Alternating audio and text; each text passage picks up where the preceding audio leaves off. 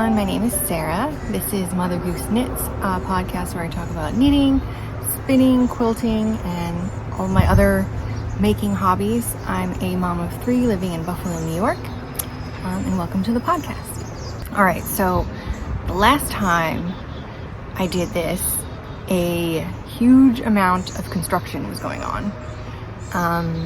It was extremely loud. They were literally taking up the entire road in front of my house, and now I set everything up and there's a giant dump truck and multiple vehicles in front of the house as well, but they're not making any noise right now, so hopefully we can just keep going and it'll be fine.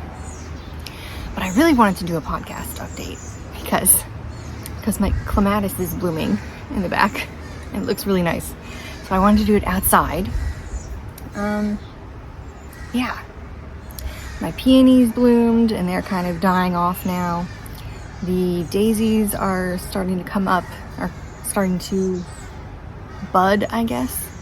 But one of my favorites is the clematis here. It's gigantic. It grows up from the other side and literally just fell over the deck. Anyway.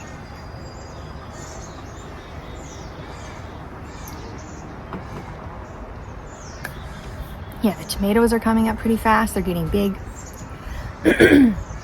My squash is not doing well.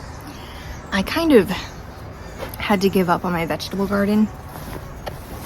I have a big vegetable patch and the soil is just really bad over there, and I kept trying to amend it and make it a little better.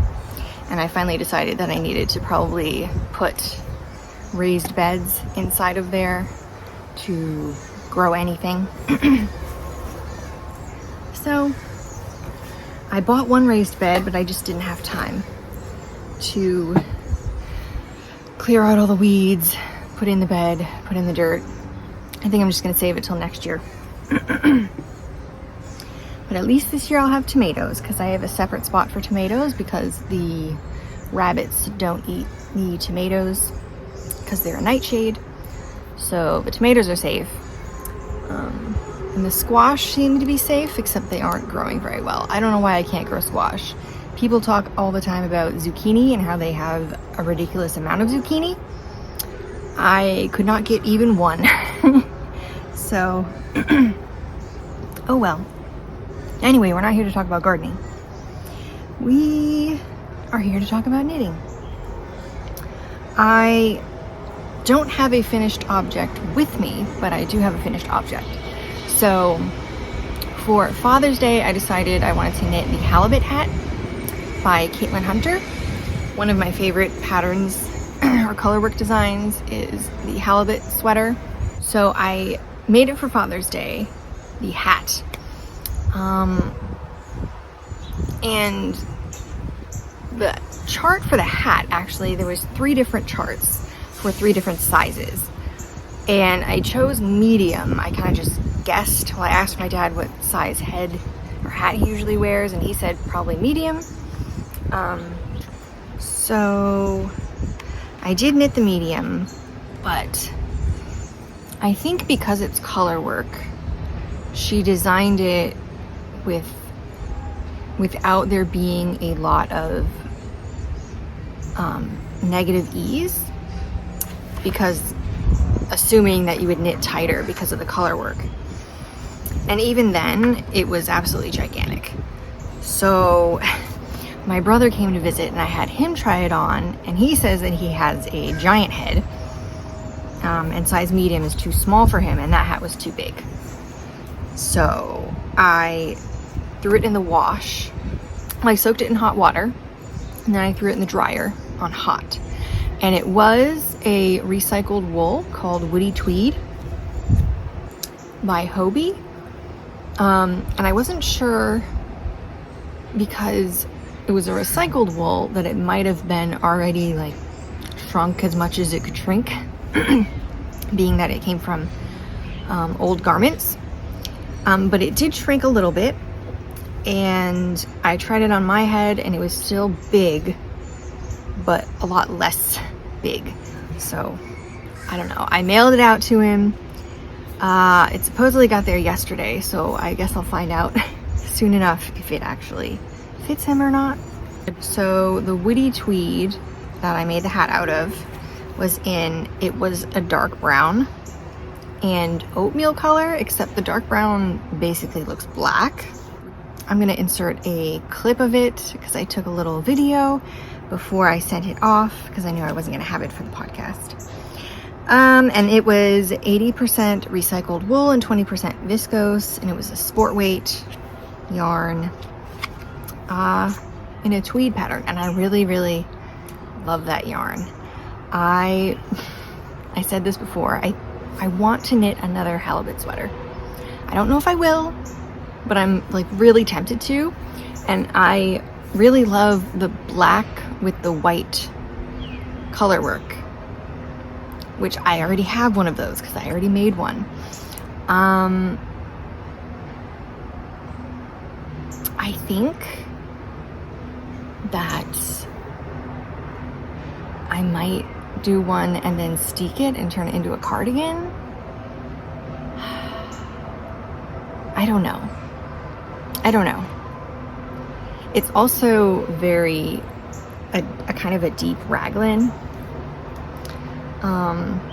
And my row gauge, the first time I knit that halibut sweater, was larger, or it turned out longer than the gauge swatch was supposed to be. So it was kind of annoying that it was such a swan show. I don't know, I might do it. Although I might try and design something of my own in the black and oatmeal colorway with that yarn, because I have a lot of that yarn left. I'll either knit the halibut sweater or I will design my own thing. I don't know. That was just my thought. Oh, and when I was working on that, I also had a revelation. I kept thinking to myself, like, there's gotta be a better way to do color work.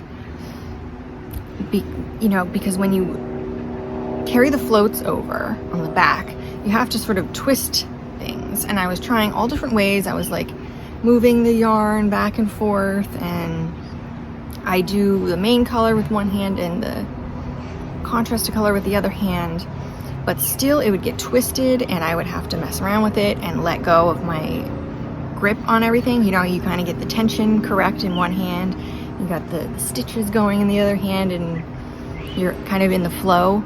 But then you have to do you have to carry over the float or catch the float, and you have to let go of everything and kind of mess with it. I knew there had to be a better way, so I ended up finding a video by the crafts teacher, and she was doing color work. She was calling it locked floats, and she was doing color work on a flat piece, and she showed how you could hold the main color in one hand and the contrast color in the other hand, and you would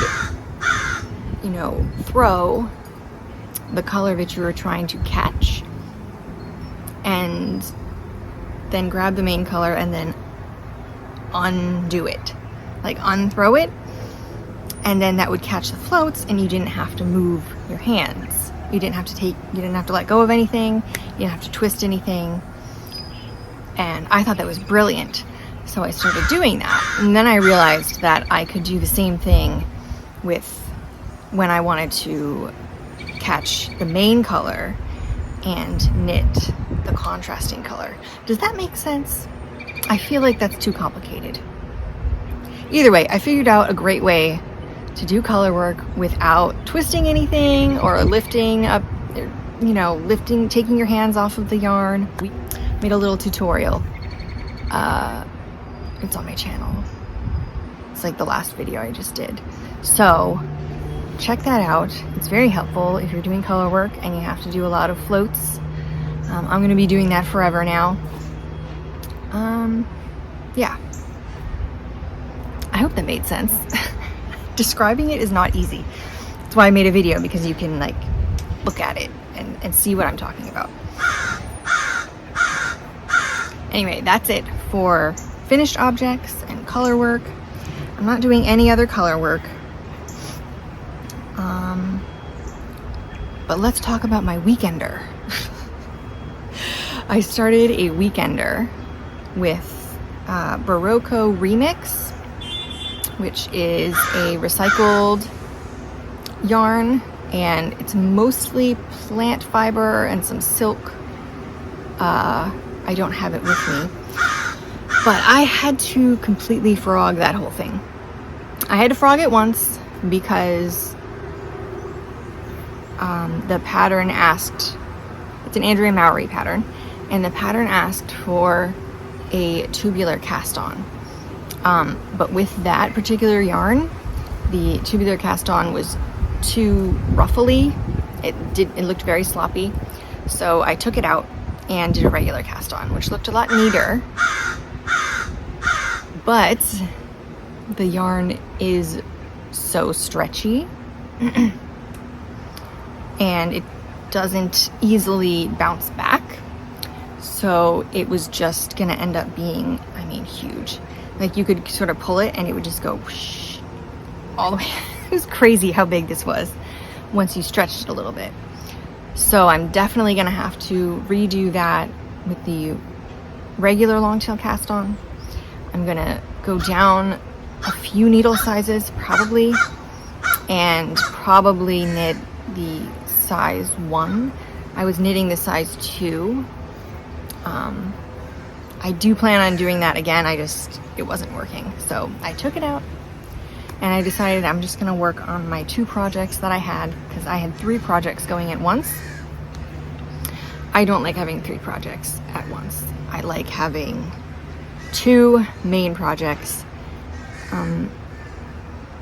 maybe a small side project, like the hat was a side project. But I need to have a main project, a side project, and that's basically it. Otherwise I get kind of overwhelmed.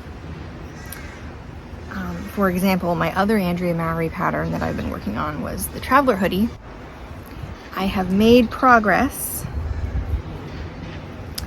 It is here.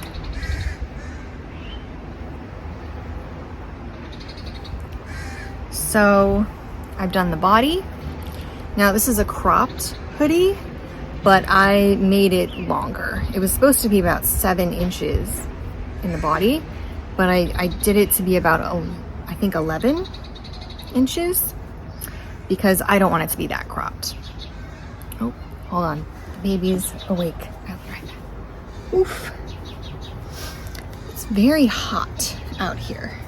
It's finally getting to be summer weather. It was cold the other day. Oof.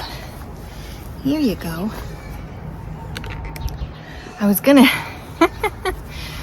try and do a knit and chat, but now I can't. That's okay. I get to snuggle. But yeah, Traveler hoodie. It has this ribbed kind of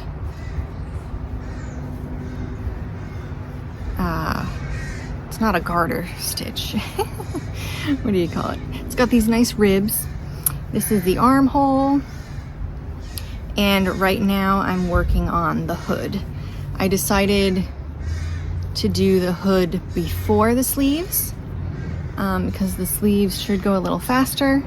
Here, the shoulders, there's a 3 needle bind off at the shoulders, because you knit it bottom up, then you separate the back and the front and start doing the sleeves, and then you do the 3 needle bind off at the top. And it's got some short rows there, short row shaping for the shoulder, so you kind of get this nice converging of, you get these converging ribs, which look nice. And the hood is knit with a bunch of short rows as well, and I'm just about to start the short rows on the hood. So that's very exciting. Yeah, it's not as cropped as the pattern asks for. I'm not cool enough to have that cropped of a hoodie, but I'm very excited about how it's coming out. I've tried it on, it fits perfectly, and I'm knitting that in the Yarn Bee Soft and Sleek DK, and that's 100% acrylic, but it's a really nice acrylic, and actually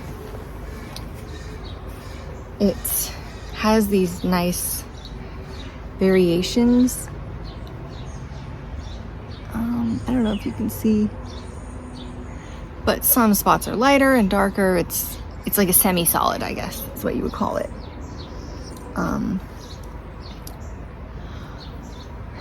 So it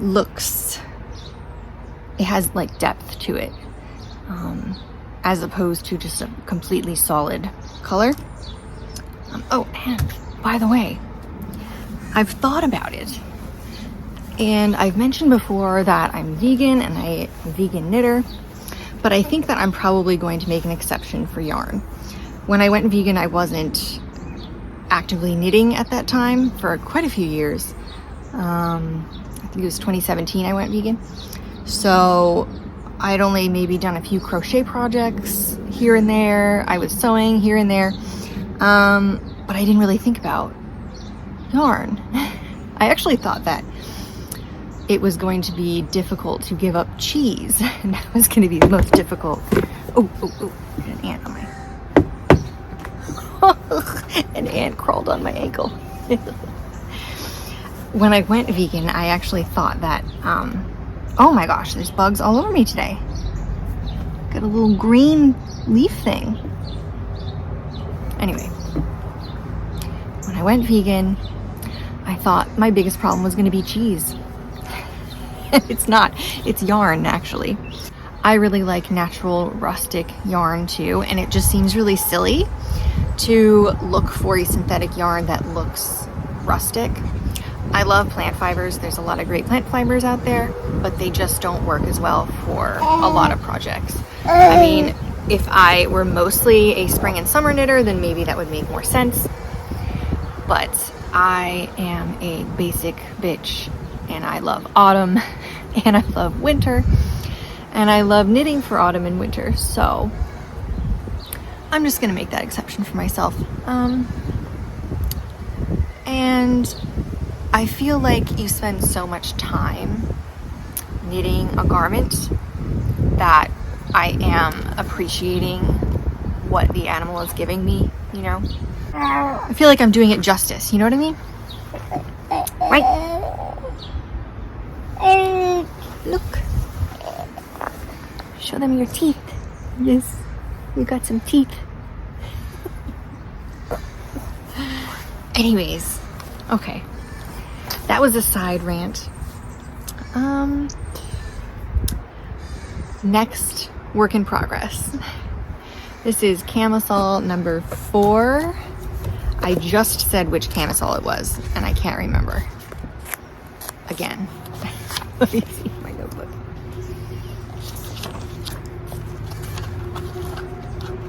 Camisole number 4. Here.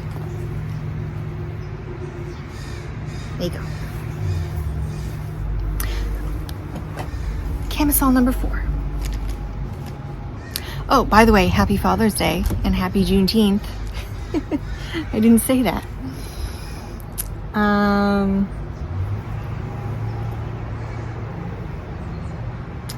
Here's camisole number 4. It is so slow. I have never knit a fingering weight item. Oh, see now he wants to eat it. You can't eat this.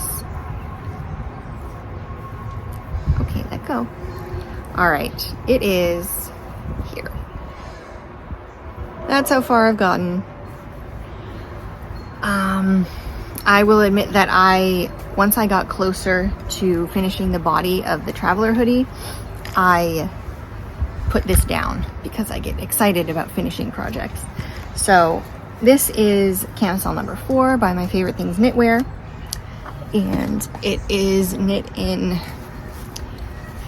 it's not a vegan fiber, This was from my old stash. I bought it a long time ago. It's Araucania Itada Solid in number 2020 Pink Violet colorway. And that's a fingering weight. It's 70% wool, 15% silk, and 15% bamboo. It's a super wash. I had 2 skeins of this that had been sitting around for 10, 12 years, something like that. And I tried several garments with it. I tried a pair of socks. I tried the Miserina t-shirt from Caitlin Hunter. But I didn't have a contrasting color in the same fiber, so I frogged that, and now I'm making camisole number 4. And it is kind of stiff and itchy.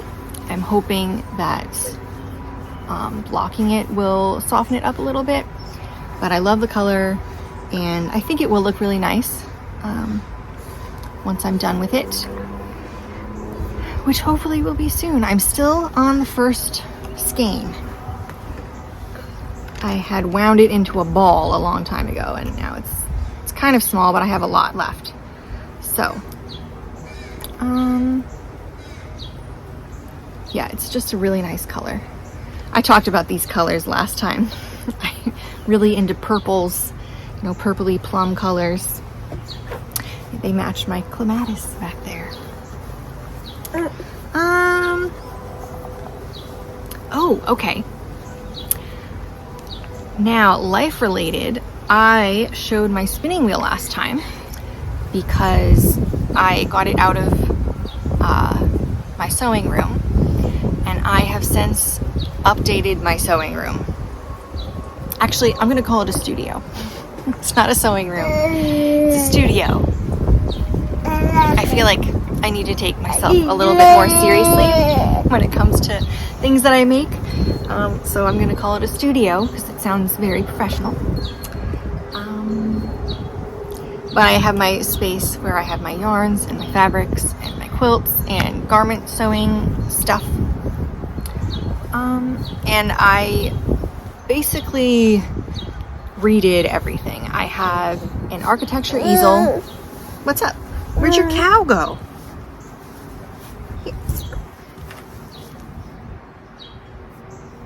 You dropped your cow. I have an architecture easel, a rug on the floor, and I have a trunk and a curio cabinet. And those were the 4 things I kept. I got rid of everything else. I got rid of the desk. I have a rolling cart too, actually, that I kept. But I got a new desk at a garage sale. I got a fireplace. Oh, well, there goes the cow again. We're gonna go in my room. So let's go. Okay, so this is my studio space so far. It's very messy. The little guy is right there, and there's boxes here, computer, a lot of stuff. My Halloween costume. But yeah, I got this desk for $15 at a garage sale, and it's huge. I can fit my serger and also my sewing machine on there and have plenty of space left over for scraps or items that I'm working on. Got this little lamp. I put up this pegboard and the thread holder up there. So I got some spools for the serger. I have baskets for yarn that I'm using in current projects. So that is the yarn for the camisole number 4.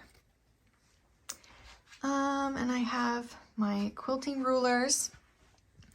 And this is a architect easel that my dad gave me. It was his in college. And I have my cutting mat, my rotating mat for quilt blocks. I've got these cute little strawberry jars from a thrift store in Alaska a long time ago. And that has little pom-pom makers in there. But what I wanted to show was my quilt that I just finished. It's called the Buzz Quilt. And that's from the April sampler box. Yeah. From Fat Quarter Shop. And here is the quilt top. This had been sitting in pieces forever while we were redoing the basement. It was just sitting here. And once I picked it up, it just went super fast. And the fabric collection is by Lori Holt, and it's called Bee Plaids. I thought it was very cute. I made this for my little guy. And it was fun to make. Right here is actually, this is a insulation board covered in batting, and that's supposed to be a quilt planning board. So you can stick pieces of fabric up there, like stick blocks up there just to see how it looks from afar. Some people have gigantic quilt block or quilt planning walls where they have a whole like 8-foot by 8-foot thing. I don't really have space for that. This is a baby size blanket and that fits nicely there, but I didn't want to put a whole mat board on the back because it's a little hard to reach. But I thought this might be a nice spot to hang quilts when I'm done with the top, or at least hang the small ones. For my big ones, here's my fireplace, which it's a little electric fireplace. It gets really cold in here in general, especially in winter, and so I kind of avoid this room. So a fireplace, I can just turn on the little heater and it has like a little fire going, a little fake fire, and it'll make it a little more cozy in here. So I'm very excited about that. And I got this at a flea market. These are some doilies. My grandmother, either my grandmother or my great-grandmother crocheted these. I also have some crystals in here, but that's neither here nor there. At a thrift store, I also found this really nice quilt display rack or hanging rack. So I have my quilt tops on here that I haven't yet finished. This is basted and it's in the process of being quilted. So I have to quilt this first, and then I will get to basting and quilting the bee quilt, because I need those safety pins to baste them. Up here, these are some project bags. This has spinning fiber in it. This is a really old Wool and the Gang kit bag. It's huge. It's got this like girl knitting on it. I got this a really long time ago. This is another project bag, a project basket. I think this actually has a bunch of swatches in it. And last but not least, quickly, I have my yarn in this curio cabinet. I have lots of crystals and stuff like that. And decor that I haven't figured out where to put yet. This actually, I'm really happy about this. This is a painting from 1899, and I found it at Goodwill, and it came in this really lovely frame. Someone painted this gold, but I'm very excited about that. I love it when I can find actual painted paintings in thrift stores instead of prints. I don't mind prints so much, but it's nice to have an actual painted item. That's the impromptu tour. And yeah, I've practiced some spinning since then. Not too much though. I finished spinning all of the fiber that I had pre-drafted, so I have to do some more pre-drafting. I found a video by Jillian Eve called Spinning a Single Ply Yarn Without Over Twisting. I think that was kind of the name of it.